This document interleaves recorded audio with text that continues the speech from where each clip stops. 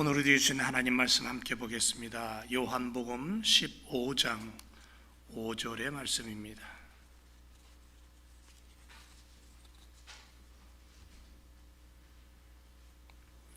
함께 말씀 읽겠습니다. 시작. 나는 포도나무요 너희는 가지니 저가 내 안에 내가 저 안에 있으면 이 사람은 과실을 많이 맺나니 나를 떠나서는 너희가 아무것도 할 수 없음이라. 아멘. 한 주간 동안 주님과 늘 동행하며 주의 이름으로 여기까지 오늘 이 시간까지 걸어온 줄로 믿습니다. 주님과 함께하는 인생이 참 복된 것 같습니다. 어려움이 와도 환난이 와도 분명히 이겨낼 수 있기 때문에 그렇습니다. 지난 시간에 과실을 많이 맺자 그랬습니다. 두 번째 이어서 함께 말씀의 은혜를 나누기를 원합니다. 제가 지난 시간에 말씀드린 것은 떨기나무 같은 인생이 있다라는 것을 말씀드렸습니다. 떨기나무 같은 인생이 참 메마르고 열매도 없고 다른 일을 찌르고 세상에 아픔을 주는 그런 인생으로 사는 인생이 있는데, 우리는 주님 안에 있으면 비록 우리의 인생이 이렇게 광야 같은 인생이라도 결국 주님과 함께라면 열매를 맺고 풍성한 하나님의 은혜를 누리게 될 줄로 믿습니다. 오늘은 참포도나무이신 우리 주님 앞에 단단히 붙어 있어야 된다. 그래서 너희는 가지다 이렇게 말씀합니다. 가지된 성도, 나무에 붙어 있는 가지된 성도로서의 그 축복이 무엇인가를 오늘 함께 은혜를 나누기를 원합니다. 예수님은 참 포도나무, 우리는 가지. 그러니까 나무에 붙어 있어야 된다는 이 단순하면서도 아주 강력한 메시지를 우리는 오늘 가슴에 담아야 될 줄로 믿습니다. 여러분, 우리가 잘 알고 있는 조지 뮬러 목사님 있죠? 고아의 아버지라고 불립니다. 영국의 브리스톨에서 이 불쌍한 고아들을 위해서 일했고 평생을 주님을 위해서 헌신했던 분입니다. 그래서 그분의 다른 이름이 뭐냐면 기도의 성자라는 이름이 있습니다. 평생 5만 번 이상의 기도의 응답을 받았다 그렇죠. 응답받은 일꾼, 이렇게 얘기할 수 있습니다. 이런 이야기가 전해집니다. 신앙의 세계를 활짝 열어서 고아들에게 그들의 삶의 터전을 마련해 줬던, 그래서 평생 15만 명의 고아들을 길러냈던 그러한 일꾼입니다. 어느 날 그가 있는 고아원에 양식이 떨어졌어요. 식사를 담당하고 있는 분이 뮬러 목사님에게 와서 저녁이 되었는데 먹을 양식이 없습니다. 어떻게 하면 좋겠습니까? 그랬더니 이 뮬러 목사님이 이렇게 얘기합니다. 아이들을 전부 식당에 모이라고 하세요. 염려하지 마세요. 종을 막 치고는 아이들이 식당에 모였습니다. 식당에 모여서 아이들이 쭉 앉아 있는데 참 과간입니다. 아이들은 앉아 있는데 빈 접시만 아이들 앞에 쭉 놓여져 있는 겁니다. 뮬러 목사님이 이렇게 말합니다. 여러분, 이제 머리를 숙여서 일용할 양식을 주실 하나님께 식사 기도를 합시다. 아이들이 깜짝 놀란 거예요. 수근수근 됩니다. 아니, 빈 그릇만 있는데 무슨 기도를 해? 이 소리를 들은 거예요, 뮬러가. 아이들에게 이렇게 얘기합니다. 염려하지 말아라. 하나님께서 옷 주실 거야. 자, 기도하자. 기도를 했어요.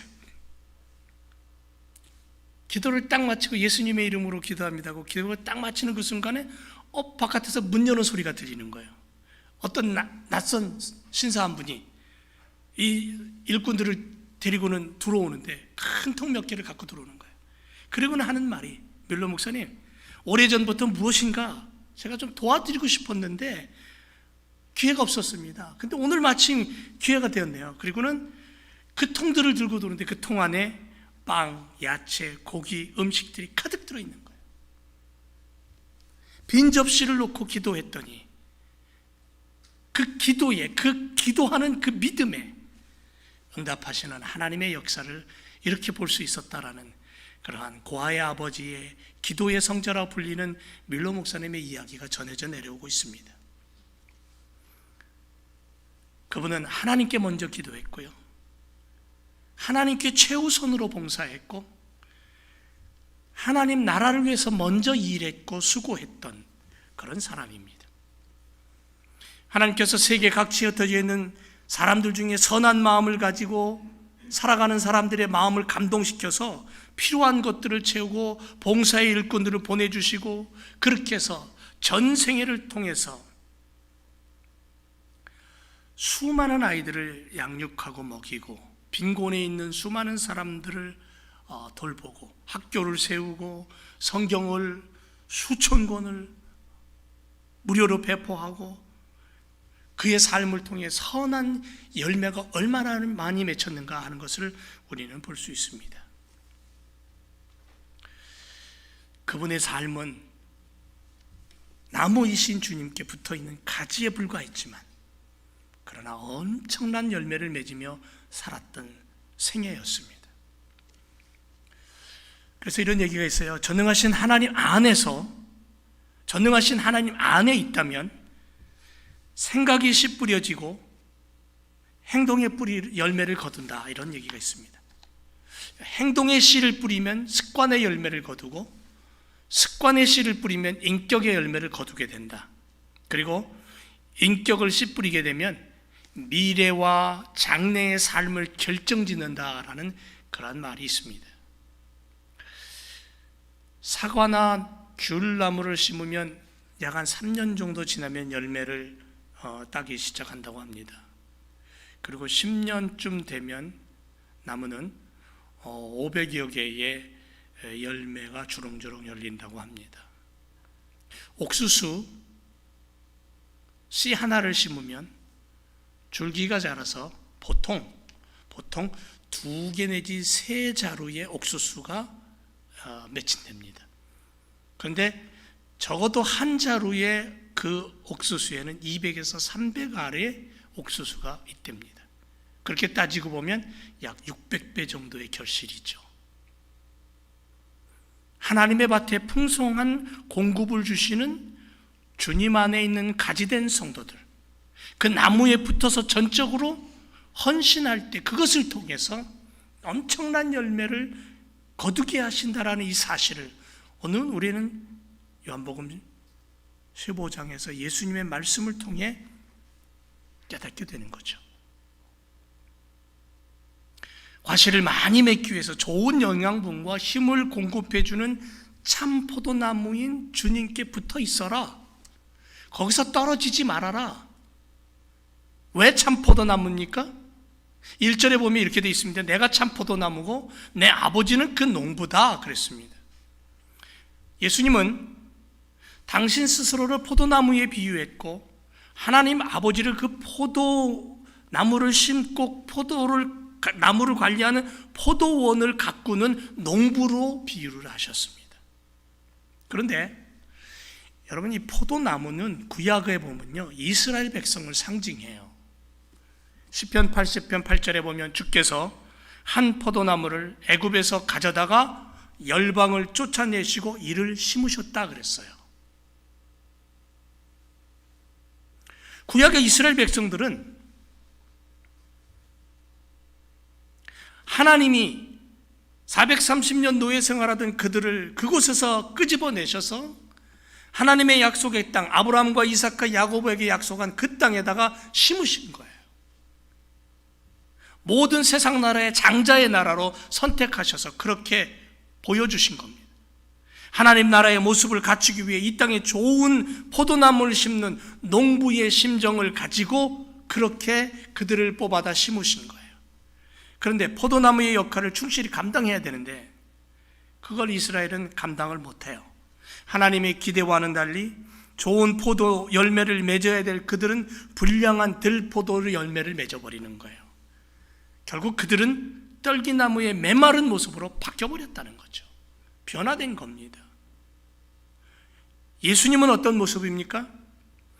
예수님은 진정 포도나무의 모습과 흡사하다 그랬어요. 왜냐하면 이사야가 이렇게 얘기합니다. 이사야 선지자가 그는 주 앞에서 자라나기를 연한 순 같고 마른 땅에서 나온 줄기 같아서 고운 모양도 없고 풍채도 없은즉 우리의 보기에 흠모할 만한 아름다운 것이 없다. 이사야 53장 2절에 그렇게 말합니다. 그러니까 예수님은 정말로 외모로 보잘것없는, 가진 것 없는, 학문적 배경도 없는, 그저 생김새 평범한 그 당시의 청년. 그런데 그분은 하나님께서 기대하신 아름다운 열매를 풍성하게 맺은 그러한 삶을 사셨어요. 예수님은 율법을 완성했고 하나님의 말씀에 철저하게 순종했고 수많은 생명의 열매들을 맺으셨어요. 그래서 주님은 자신에 대해서 당당하게 이렇게 말합니다. 내가 참 포도나무다. 이 선언은 뭐냐면 오직 주님만이 풍성한 열매를 맺고 하나님을 기쁘시게 할 뿐 아니라 절망 중에 있는 인생들을 향해, 고통과 어둠 속에 있는 인생들을 향하여 새로운 소망과 꿈과 비전을 주고 인간의 참된 가치와 기쁨이 무엇인가를 가르쳐주고 깨닫게 해서 그걸 회복시키고 그 길을 가게끔 만드시는 바로 그분이라는 거죠. 그게 바로 예수님이에요. 참 포도나무. 그래서 예수님은 당당하게 내가 참 포도나무다라고 얘기합니다. 그리고 너희는 가지된 너희가 나에게 붙어 있어야만이 가능하다. 그렇게 말씀하는 거죠. 예수님께서 참 포도나무가 되심으로 말미암아 불순종과 타락의 모습을 보인 구약의 이스라엘과는 달리 온전한 순종, 온전한 헌신을 통해서 새 이스라엘이라는 그러한 공동체, 교회 공동체, 하나님 나라의 새 공동체를 만드시는 그러한 모범이 되신 거예요. 성도들을 포도나무의 가지로 말씀하시면서 다시 말하면 포도나무인 당신에게 붙어 있어라. 생명의 연합을 얘기하는 거예요. 하나님 아버지께서 원하시는 풍성한 영적 열매를 너희들의 삶 속에서 맺기 위해 어떻게 해야 되느냐? 이 땅에서 하나님 나라를 펼치기 위해서 어떻게 해야 되느냐? 붙어 있어야 된다. 어디에? 참 포도나무이신 구세주 되신 우리의 죄를 해결하시고 우리를 구원하신 예수 그리스도 그분께. 사랑하는 예수 성도 여러분, 참 포도나무이신 우리 주님을 통해서 풍성한 결실을 맺을 수 있는 힘을 공급받게 되고, 그 힘이란 게 뭐냐면 충만한 지혜, 기름진 삶, 풍성한 물, 적당한 비, 바람, 온도, 가장 좋은 환경으로 우리를 이끄시고 열매 맺기를 원하시는 하나님 아버지의 사랑스러운 말씀, 그 안에서 꺼지지 않도록 능력을 주시고 빛을 밝히시고 소망을 주시는 성령 하나님의 역사, 이게 기초가 되어야 된다. 뿌리 깊은 신앙이 뭐냐면 견고한 성벽과 같은 든든한 영성의 사람은 무엇을 갖추고 살아가느냐 하면 말씀과 기도라는 거죠. 말씀과 성령이에요. 여러분 19세기 영국의 성공의 복음주의 리더자였던 존 라일이라는 주교가 휘필드와 웨슬레라는 조그마한 책자를 썼는데 그 책 안에 이런 내용이 있습니다. 18세기 영국 교회 상황을 얘기합니다. 18세기 영국 교회의 상황이 어떻게 되어 있었냐면 모든 설교는 비참한 도덕적 수필과 다름없었다, 이렇게 표현합니다. 모든 교회에서 이루어지는 설교는 비참할 정도로 도덕적인 수필에 불과했다. 영혼을 깨우거나 회개케 하거나 영혼을 구원하는 것을 설교에서 찾아볼 수가 없었다. 다시 말해서 마귀를 자유롭게 내버려 두고 영혼들을 위해서는 아무것도 하지 않았다. 그 당시 소교구 목회자들은 어떠했는가? 이런 질문을 던지면서 그는 이렇게 계속 얘기합니다. 그들은, 다시 말하면 목회자들은, 교회의 목사들은, 교회의 전도자들은, 교회의 리더자들은 사냥하러 돌아다녔고 총을 쏘기를 좋아했고 사육하고 논쟁을 일삼았고 술에 취했고 도박을 했다. 그래서 그들은 예수 그리스도와 그분이 십자가에 못 박히신 것 말고는 다른 모든 것을 알기로 작정한 사람 같았다. 이렇게 표현하고 있습니다. 18세기 영국의 영적인 타락을 얘기하는 거예요. 신앙의 타락을 얘기하는 거예요.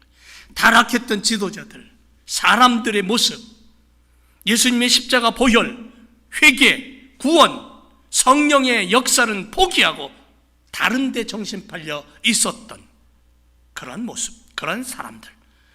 그래서 지난 18세기의 국회와 행정부는 그 이전의 어느 시대보다도 종교성과 도덕성이 아주 빈약했다. 그래서 영국 교회는 어떤 변화도 일어나지 않았다. 영국 교회는 위엄을 잃었으며 닻을 내리고 가라앉고 있었다. 사랑하는 성도 여러분, 교회가 이보다 더 비참할 수 있습니까? 교회라는 이름을 가지고 있다면 이보다 더 비참한 일이 어디 있겠습니까? 한마디로 불신앙이고 절망입니다. 어쩌면 미국 교회, 우리 한국, 고국의 한국 교회의 모습과 비슷하다고 볼 수 있습니다. 절망의 어둠이 깊어갈 때에 마침내 구원의 횃불은 온 영국 땅을 환하게 비췄는데요, 그것이 바로 18세기의 영국의 대각성운동입니다. 비슷한 시기에 이곳에서도, 미국에서도 대각성운동이 일어났죠. 조나단 에드워드라든가 그 뒤를 이은 무디라든가. 영국의 18세기 이 회개운동, 부흥운동에 주도적인 역할을 했던 사람이 보면은, 첫째는 요한 웨슬레이, 감리교 창시자 요한 웨슬레이 부흥운동이 있었어요. 성령 체험, 성결, 이것을 강조했어요. 칼빈주의를 강조하면서 휘필드의 부흥운동이 있었고요. 사회 참여를 강조했던 복음주의의 대표적인 윌리엄 윌버포스 같은 사람들, 이런 사람들에 의해서 기초가 흔들리고 그리스도가 사라지고 십자가의 구원이 사라지던 그 시대에 성령의 체험과 십자가의 복음과 이웃사랑을 외치며 부흥을 일으켰던, 그래서 영국이 변화되었던 그런 시대가 있었어요. 그 부흥의 가장 기초가 뭐냐면, 기본이 뭐냐면 하나님의 말씀과 성령의 역사였어요. 주님 우리에게 이렇게 말씀합니다. 요한복음 15장 4절에서 내 안에 거하라, 나도 너희 안에 거하리라. 가지가 포도나무에 붙어있지 아니하면 절로 과실을 맺을 수 없음같이 너희도 내 안에 있지 아니하면 그러하리라. 7절에 가서 뭐라 그러는 줄 아세요? 너희가 내 안에 거하고 내 말이 너희 안에 거하면 무엇이든지 원하는 대로 구하라. 그리하면 이루리라. 믿습니까? 너희가 과실을 많이 맺으면 내 아버지께서 영광을 받으실 것이고 너희가 내 제자가 되리라. 이 말씀은요, 시편 1편하고도 연결이 됩니다. 하나님을 신뢰하고 하나님을 바라보는 자들이 물가에 심기운 푸른 나무 같은, 그래서 많은 열매를 맺는, 축복받는 그러한 모습. 하지만 하나님을 의지하지 않고, 전능하신 하나님을 신뢰하지 않고, 우리를 위해, 우리의 죄를 위해 십자가를 지신 예수 그리스도를 의지하지 않고 세상적인 것을 바라보는 자는 어떻게 비유했냐면요, 다른 새가 낳은 알을 품어서 부화시키지만 끝내는 그 새끼에 의해서 버림받는 자고새에 비유했어요. 하나님을 의뢰하는 인생과 세상을 의지하는 인생의 두 부분의 결과를 우리에게 분명하게 보여줍니다.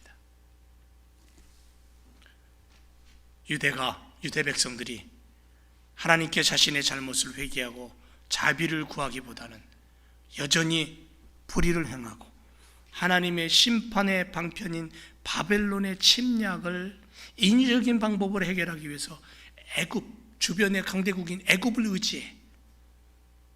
이런 어리석음을 예레미야 선지자는 가슴을 치면서 통곡합니다. 그러지 말라고. 야, 전능한 하나님이 계시는데, 능력과 권능에 살아계신 하나님이 계시는데 어째서 다른 인간의 힘을 의지하며 거기에다가 조공을 바치고 거기에다 머리를 조아리느냐고. 참 포도나무 대신 주님께 붙어 있을 때 참 제자가 되고 무엇이든지 구하라 응답하리라고 약속하신 그 주님의 약속을 우리는 붙잡을 수 있는데 말입니다. 사랑하는 하나님의 자녀된 성도 여러분, 성도들의 삶과 믿음의 방향이 세상을 향한다면 그것은 죄악이에요.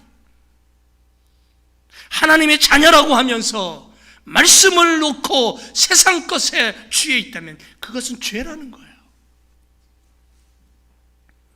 무서운 형벌이 기다릴 뿐이죠. 사람, 혈육, 부를 의지하여도 사막에 떨기나무 같다고 선포하고 있는데 말이에요. 하지만 그와는 다른 멋진 인생이 기다리고 있다는 것을 우리는 기억해야 돼요. 사람을 의지하고 혈육을 의지하고 부를 의지하는 것도 사막의 떨기나무 같은 인생인데, 하나님을 쳐버리고 하나님이 누구인가를 알면서도 그 하나님을 외면하며 산다면 그 인생은 어떻겠습니까? 그런데 성경은 우리에게 멋진 인생이 있다는 것을 가르쳐줘요. 그게 뭐냐면 여호와 하나님을 나의 피난처로 삼는 인생, 멋진 인생이라는 거예요. 생명의 근원 되시는 주님을 고백하며 사는 인생. 그래서 인생의 고난과 아픔과 역경이 다가와도 수많은 문제가 내게 쌓여 있어도 결국 주님만이 나의 방패시다라는 믿음을 가지고 주님 앞에 엎드리는 인생, 이 멋진 인생이라는 거죠. 예레미야 17장 13절에 이렇게 말합니다. 이스라엘의 소망이신 여호와여. 예레미야는 분명하게 얘기합니다. 이스라엘 민족의 소망이 누구냐면 여호와라는 거죠. 오늘 우리 교회의 소망, 우리 가정의 소망, 내 일터와 내 인생의 소망이 누구냐면 여호와예요. 아멘. 그런데 이렇게 말합니다. 이스라엘의 소망이신 여호와여, 무릇 주를 버리는 자는 다 수치를 당할 것이라. 여호와를 버리는 자는, 무릇 여호와를 떠나는 자는 흙의 기록이 되오리니 이는 생수의 근원이신 여호와를 버림입니다. 여호와여, 주는 나의 찬송이시오니 나를 고치소서. 그리하시면 내가 낫겠나이다. 나를 구원하소서. 그리하시면 내가 구원을 얻으리이다. 하나님을 버리고 하나님을 떠난 인생이 있는가 하면 하나님을 찬송하고 하나님 안에 붙어서 하나님 나를 고쳐주세요, 나를 낫게 해주세요, 나의 구원이십니다라고 고백하는 인생이 있다는 거죠. 여러분, 나는 어떤 방향의 인생입니까?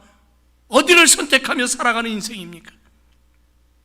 여호와 하나님으로 나의 피난처로 삼는 인생이 얼마나 복된가를 가르쳐주고 있는 말씀이에요. 시편 말씀은 이렇게 말합니다.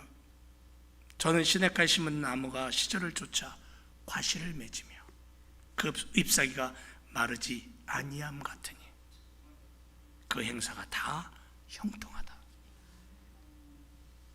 복 있는 사람은 악인의 길을 쫓지 않는다. 오만한 자에 서지 않는다. 시냇가에 심은 나무가 좋은 영양분을 공급받아 많은 열매를 맺는 것처럼 하나님 안에 있어야 가능해요. 하나님의 손길이 있어야 가능해요. 십자가 보혈이 있어야 고침을 받고요, 십자가의 그 구원이 선포돼야 우리가 하나님 나라의 백성으로 살아가는 거죠. 이런 인생이 천국과 같은 그러한 행복을 피워낼 수 있는 거죠. 오늘 요한복음 15장 4절에서 주님은 우리들에게 분명하게 말합니다. 내 안에 거하라. 나도 너희 안에 거하리라.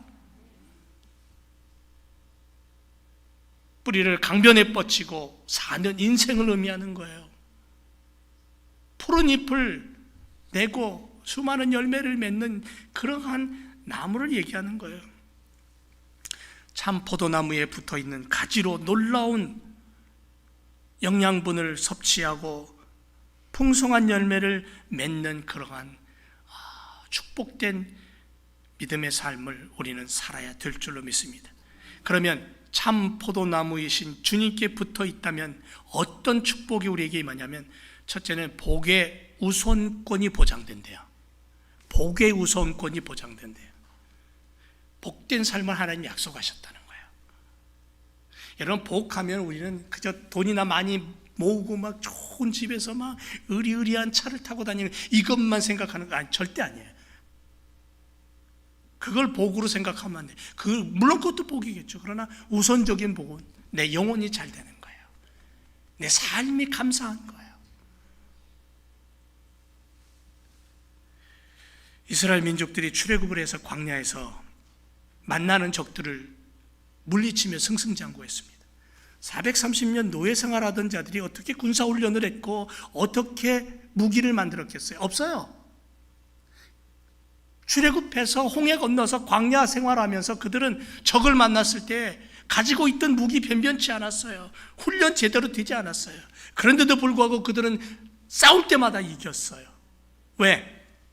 그들이 싸운 게 아니라 누가 싸웠냐면 하나님이 친히 싸우셨기 때문에 그래요. 그래서 하나님을 뭐라고 불렀냐면 전쟁의 신이라고 불렀어요. 히브리 민족이 이렇게 하나님의 손길 앞에 우선적인 보호 대상자가 되었다라는 거예요.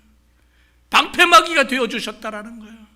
나의 인생에 하나님이 방패막이가 되어주시는 거예요. 나 대신 싸우시는 거죠.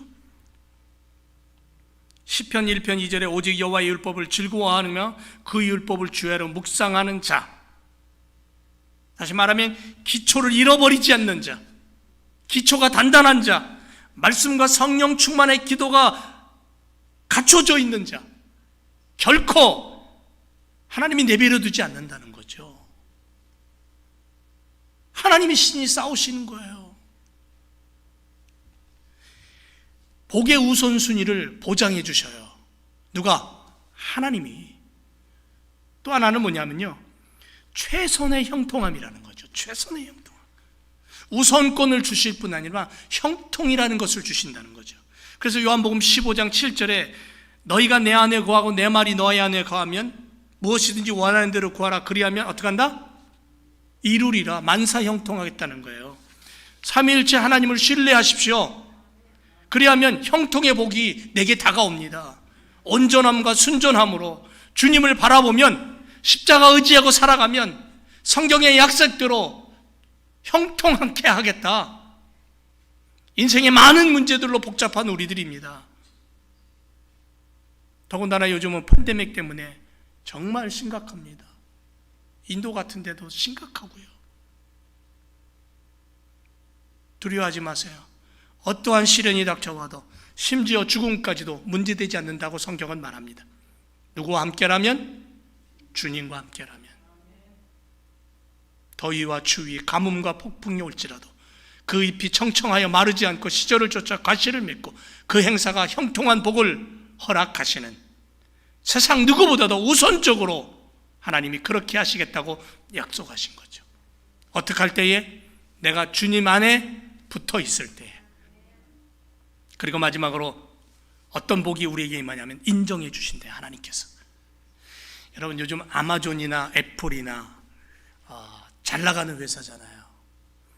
근데 이런 회사의 CEO가 나를 만나겠다고 나를 초청했다면 가슴이 설렐 것 같죠? 얼마나 좋을까요? 좋은 기회 아닙니까? 만약에 미국 대통령이 나를 인정했다면 아마 내 삶은 확 바뀔 거예요. 근데 나를 인정했다면 나를 불러서 뭔가 한 자리 주고 나도 뭔가 좀 힘을 쓰지 않겠어요? 여러분, 신앙의 사람들에게 우선순위가 뭐냐면요, 하나님께 인정받는 겁니다. 하나님께서 인정해 주시는 삶이 되시기 바랍니다. 그리할 때 의인의 반열에 들게 되고요, 구원의 축복과 멸류관의 선물을 얻게 되는 거예요. 하나님이 나를 인정해 주시는 삶. 그래, 너 됐다. 하나님이 인정해 주시는 삶. 결코 방황하지 않겠죠. 하나님이 인정해 주시면 결코 패류하지도 않을 겁니다. 한 곳에 뿌리를 내리고 어떠한 세찬 허리케인이 와도 비록 흔들리긴 하겠지만 그러나 없어지지 않는 거죠. 주신 사랑 감사하며 은혜로 살아가고 하나님이 인정해 주시는 믿음의 삶이 얼마나 소중한가 하는 것을 우리는 깨닫게 되는 겁니다. 바로 이런 인생이 포도나무이신 주님께 붙어 있을 때 가능하다는 거죠. 기초가 단단한 영성의 사람이 되시기 바랍니다. 말씀과 성령 충만의 뿌리를 깊이 내린 믿음의 나무가 되시기 바랍니다. 그래서 영적인 거목으로 하나님의 일을 이루어내는 그러한 믿음의 일꾼들 되시기를 축원합니다. 참포도나무이신 주님께 붙어있는 성도, 얼마나 복된 축복과 약속이 기다리고 있는지. 그래서 성경은 세상이 감당치 못할 인생, 그들을 향해 뭐라고 얘기하냐면 하나님의 사람들, 포도나무이신 주님께부터 주님께 접붙임을 받아 주님이 주시는 그 힘으로 열매를 맺고 그 열매로 세상의 수많은 영혼들을 먹여 살리는 영적인 사람 되시기를 주님의 이름으로 축원을 드립니다. 기도하겠습니다.